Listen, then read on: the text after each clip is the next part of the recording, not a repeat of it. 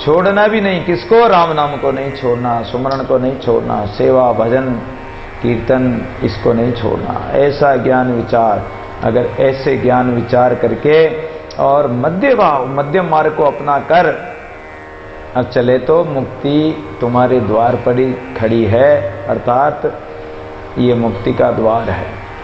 सहज सुने मन राखे इन दोनों के माए, ले समाधि रस विजेता काल बहे नाय। मन की शून्य अवस्था आ जाए। मन में अभी तो बहुत आकार भरे पड़े हैं, गुण अवगुण भरे पड़े हैं, सुख दुख द्वंद्व भरे पड़े हैं, मन में संकल्प विकल्प है।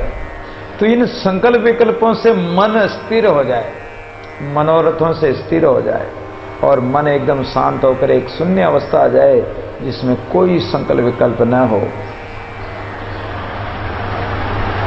तो ये जो निर्विकल्प अवस्था है, एक तो अशांति होती है सांसारिक वस्तुओं के चिंतन करने से, संकल्प विकल्प करने से, और एक निर्विकल्प समाधि है। तो जो निर्विकल्प इन दोनों के माई मन को ऐसे सहज मार्ग से रखो कि धीरे धीरे लय लगाते हुए और धारणा ध्यान इत्यादि द्वारा यम नियम प्राणायाम आसन प्रत्याहार, ये जो अष्टांग योग है, धारणा ध्यान समाधि, इनके द्वारा धीरे धीरे उस समाधि में उस रस का पान करो, राम रस का, अमृत रस का पान करो। ता काल भय ना, वहां कोई भी काल कर्म नहीं लगेगा, काल का भय होगा ही नहीं, वहां जन्म मरण है ही नहीं। आपा मेटे मृतिका आपा धरे आकाश, दादू जहां जहां द्वे नहीं मध्य निरंतर वास है। आपा को मेट कर, आपा यानी अपना और पराया, जहां पक्ष विपक्ष आ गया, जहां अहंकार आ गया, तो इसलिए इस पक्ष विपक्ष को, इस शरीर के अभिमान को, संसार के धन संपत्ति इत्यादि के अभिमान को मेट कर मृतिका मिट्टी के समान हो जाओ। आपा धरे आकाश, और आपा अहंकार को खूंटी पे टांग दो, मतलब अहंकार रखे ही नहीं। जैसे आकाश होता है, आकाश में कुछ भी नहीं, खाली है, ऐसे तुम अपने आप को खाली कर लो। दादू जहां जहां द्वे नहीं मध्य निरंतर वास, और जहां द्वैत भावना नहीं है, जहां अद्वैत एक ब्रह्म ही रहता है, तो द्वैत मिटा और ब्रह्म प्रकट हुआ। द्वैत मिटते ही अद्वैत हो जाओगे, अभेद हो जाओगे। तो इस प्रकार निरंतर मध्य भाव में, मध्य मार्ग में निवास करो। दादू मर्तक नहीं जीवता, नहीं आवे नहीं जाए, नहीं सूता नहीं जागता, नहीं भूखा नहीं खाए। जो परम तत्व परमात्मा है, निरंजन निराकार है, वो ब्रह्म तत्व न तो मरता है न जीता है, क्योंकि परमात्मा का जन्म मरण है ही नहीं। उसमें न तो रात दिन है, ना सुख दुख है, ना कोई द्वंद्व है उसमें। वो जन्म मरण से रहित है, न वो कहीं से आता है, न कहीं उसको जाना है। वो तो सर्वव्यापी सब जगह है, तो जहां से पुकारो वहीं प्रकट हो जाता है, और जहां अंतर ध्यान होता है वहीं का वहीं व्यष्टि समष्टि में मिल जाता है सब जगह। नहीं सोता नहीं जागता, वो न तो सोता है ना जागता है, वो तो एक रस रहता है। नहीं भूखा नहीं खाए, वो भूखा भी नहीं है, उसको भूख भी नहीं लगती, और खाता भी नहीं है वो। तो परमात्मा तो परम तत्व तो ऐसा है, उस परम तत्व को जानकर इस प्रकार, और दादू इस आकार ते दूजा सूक्ष्म लोक ताते आगे और तेवा हरकन सो। ये जन्मना मरना सुख दुख इत्यादि ये आकार का होता, ये माया का होता, ये प्रकृति का होता है। परमात्मा में ये द्वंद्व नहीं है। दूजा सूक्ष्म लोग है, ताते आगे और त्यौहार कन शोक है। जहां सूक्ष्म शरीर, एक तो स्थूल शरीर है, ये आकार के जो स्थूल शरीर दिखाई देते 5 तत्व के,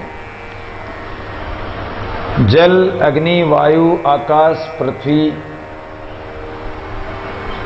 ये जो 5 तत्वों की अपनी देह बनी हुई है, स्थूल शरीर है, आकार वाला शरीर है। लेकिन स्थूल और सूक्ष्म शरीर में ये इसकी तन्मात्राएं होगी, लेकिन ये स्थूल अवस्था नहीं होगी। और कारण शरीर, इन तीनों स्थूल सूक्ष्म और कारण, उससे आगे साक्षी चेतन कुटस्थ ब्रह्म रहता है। तो दूजा सूक्ष्म लोक, पहला तो स्थूल आकार, दूसरा सूक्ष्म शरीर और तीसरा कारण शरीर। ताते आगे और है, कौन है आगे? परमात्मा तो इससे भी आगे हैं। तो वो ब्रह्म भाव तैवा हरक न सो, उस अवस्था में जाने पर फिर हरक शोक नहीं होगा, प्रसन्नता भी नहीं होगी तो दुख भी नहीं होगा, हानि भी नहीं होगी तो लाभ भी नहीं होगा। वहां एक ब्रह्म भाव ही रह जाता है। दादू हद छाड़ वैद में निर्भय निरपक हो, लाग रहे उसे सो जान दूजा कोई। अपनी अपनी हद में, जैसे हद होती है कि एक माला फेरने की एक हद यानी सीमा, कोई 5 माला फेर लेता है, कोई 10 माला फेर लेता है, कोई 11-21 फेर लेता है, कोई 1-8 घंटा भजन कर लेता है, कोई 2 घंटे कर लेता है, कोई सुबह शाम दोपहर 3 संध्या कर लेता है, कोई थोड़ा पाठ कर लिया। तो ये एक सीमा में रहकर, एक हद में रहकर, कुछ अल्प मात्रा में तो सभी अपना भजन साधन करते हैं, लेकिन ये कह रहे हैं कि हद छाड़ बेहद में, अर्थात निरंतर बेहद का दरिया है वो परमात्मा। निरंतर सतत अहरनिश उस परमात्मा का सुमिरन करें निर्भय। और परमात्मा का घर तो निर्भय है, वहां कोई भय है ही नहीं। तो निर्भय होकर और निरपक्ष होकर उस परमात्मा से, एक परमात्मा से लग जाए, बस फिर उसके अलावा दूसरा कोई रहेगा ही नहीं। और वहां दूसरा कोई है भी नहीं, वो एक परमात्मा ही प्रकट रूप से ब्रह्म रूप से साक्षात्कार होगा। दादू दूजे अंतर होते जनि आने मन माय, तैले मन को राके जय कुछ दूजा नाय।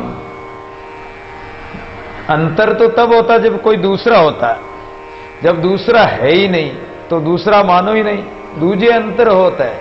आप जब अपने आप को दूसरा मानोगे और परमात्मा को अलग मानोगे तो अंतर हो गया। दूसरे प्राणी को फिर अलग आत्मा मानोगे तो अलग हो गया, द्वैत हो गया। तो इस द्वैत को मेटो।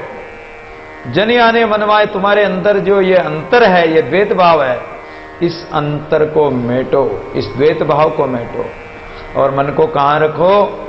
जहां एक परमात्मा है। तैले मन को राखे जय कुछ दूजा ना है, उस ब्रह्म तत्व के अलावा दूसरा माइक पदार्थ इत्यादि वहां है ही नहीं। निराधार घर कीजिए जैनाई धरनी आकाश, दादू निश्चल मन निर्गुण के विश्वास है। निराधार परमात्मा निराधार है। निराधार होते हुए भी सबका आधार है। हम तो किसी आधार पे रहते हैं। हम पृथ्वी के ऊपर, ये पृथ्वी का आधार है। तख्ते पे बैठे हैं तो तख्ते का आधार है। हमारे अंदर जो श्वास चल रही तो प्राणों का आधार है। आंखों में देख रहे हैं, आंखों से देख रहे हैं, वो भी परमात्मा का आधार है। तो जब सब जीव प्राणी मात्र उस परमात्मा के आधार था, लेकिन परमात्मा निराधार है, वो सबका आधार होते हुए भी वो निराधार है। तो निराधार घर कीजिए। अपना घर कौन सा होना चाहिए? संसार अपना घर नहीं है। अपना घर तो वो निराधार निराकार परमात्मा स्वरूप जो है वो ब्रह्म घर है। जैनाई धरनी आकाश, उस घर में न तो धरती है ना आकाश है। दादू निश्चल मन रे निर्गुण के विश्वास है। इसलिए हमारा मन कहां निश्चल लगाएं? जो निश्चल ब्रह्म है उस निर्गुण तत्व में विश्वास करो और उसी जगह तुम्हारा विश्राम है। मन चित मनसा आत्मा सहज श्रुति तामाए, दादू पंचों पूर ले जय धरती अंबर नाय। इसलिए अपने मन चित मनसा बुद्धि और अंतःकरण, चतुष्ट अंतःकरण, मन बुद्धि और चित्त अहंकार, इस चतुष्ट अंतःकरण और बुद्धि इत्यादि सबको लेकर, 5 इंद्रियों को लेकर उस ब्रह्म तत्व के विचार में लगाओ। अखंड ब्रह्म के विचार में लगाओ। अदर चाल कबीर की आसंगी नहीं जाए, दादू डाके मृग जो उलट पड़े भूय आए। जैसे कबीर महाराज की अदर चाल थी। अदर चाल का मतलब है जैसे दादू डाके मृग जो उलट पड़े भूय आए। मृग हिरण छलांग लगाते हैं कि आकाश में, हम आकाश में उछड़ जाएं, सूर्य चंद्रमा तक चले जाएं। लेकिन क्या पक्षियों की तरह हिरण उड़ सकता है? केवल छलांग लगाएगा, थोड़ी देर वो हवा में उड़ सकता है, छलांग लगाएगा, जब तक उस छलांग से वापस आएगा तो धरती पर ही थोड़ी सी छलांग लगा सकता है, थोड़ा सा आकाश में उड़ जाएगा, लेकिन सदा तो अधर नहीं रह सकता। लेकिन कबीर की चाल, कबीर जी महाराज ने जिस परम तत्व को पाया है, जो उनकी अवस्था थी, जो उनकी गति थी, उन्होंने जो भजन सुमरण किया, उस गति से वो अधर यानी अधर शून्याकाश में उनकी स्थिति थी। उनका विश्राम उस परम तत्व निराधार निरंजन निराकार ब्रह्म तत्व में स्थित थे वो। इसलिए ऐसी चाल, ऐसी गति, ऐसी अवस्था हर किसी से आसंगी नहीं जाए, हर कोई नहीं पहुंच सकता है। लोग छलांग तो लगाते हैं और उनकी होड़ भी करते हैं, लेकिन उनकी स्थिति थोड़ी पा सकेंगे। ऊंधा किया ठीकरा सूदी कीनी आस, जग को त्याग दिखाई कर करे ताल परवाह। एक बार कुछ कबीरपंथी नरेणा में आए और जो नारायण सरोवर है उसकी तालाब की पाल पर ठहर गए।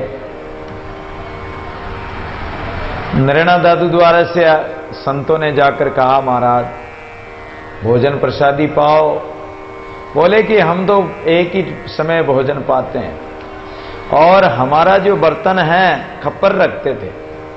बोले कि हमने खप्पर में भोजन भिक्षा मांग लाए और भोजन करके हमने खप्पर को ऊंधा रख दिया।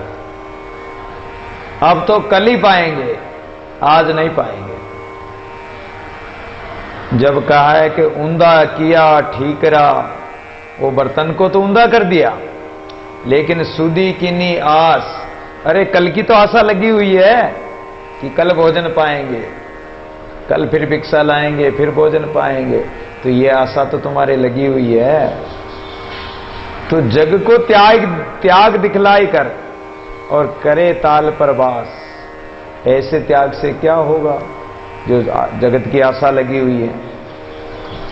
दादू रैणी कबीर की कठिन विस्मयों चाल, अदर 100 मिल रहा जान जंपे काल है। तो कबीर की रहनी, कबीर की साधना बड़ी कठिन है, हर कोई नहीं चल सकता उसमें। अदर 100 मिल रहा जान जंपे काल, वहां तो अदर एक परमात्मा से मिलकर अर्थात ओतप्रोत हो गए, तो वहां फिर काल भी नहीं खा सकता। निराधार निज भक्ति कर निराधार निसार, निराधार निज नाम ले निराधार निराकार।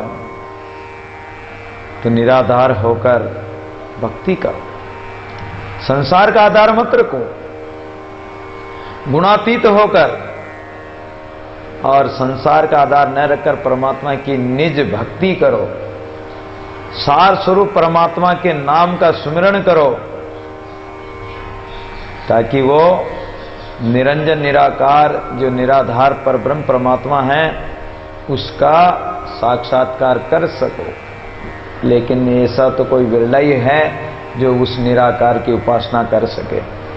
निराधार निज राम रस को साधु पीवनहार, निराधार निर्मल रहे दादू ज्ञान विचार।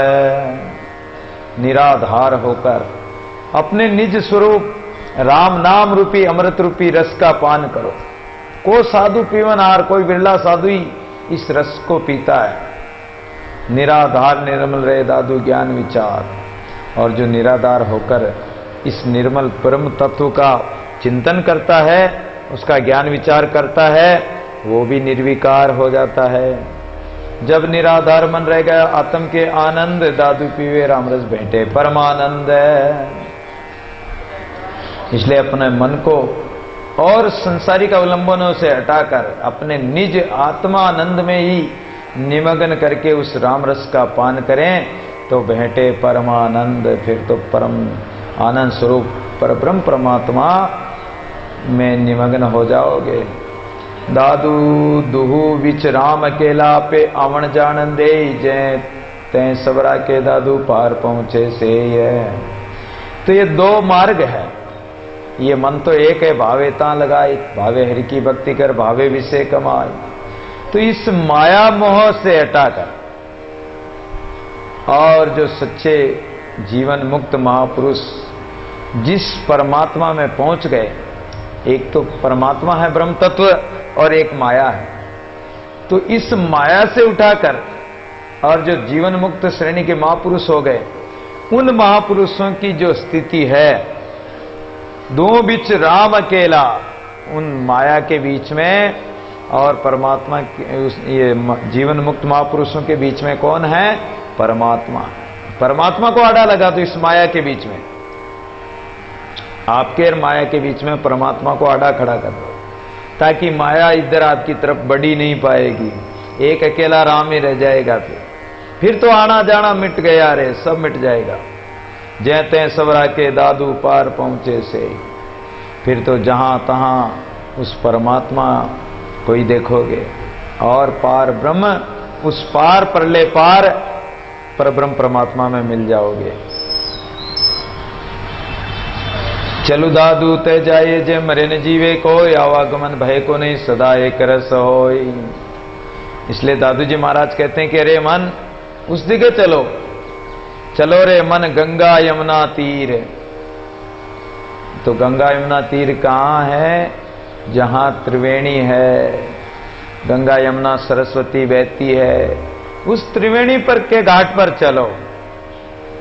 तो चलू दादू तय जाइए जे मरे न जीवे कोई, उस त्रिवेणी घाट से, और उस घाट पर नहाओगे, आगे गहरे और उतरोगे तो आपका जन्म मरण खत्म हो जाएगा, आवागमन का कोई चक्कर नहीं रहेगा। वहां तो वो ब्रह्म तत्व एक रस अखंड रूप से रहता है। चलो दादू तय जाए जे चंदन उगे सूर, रात दिवस की गम नहीं से।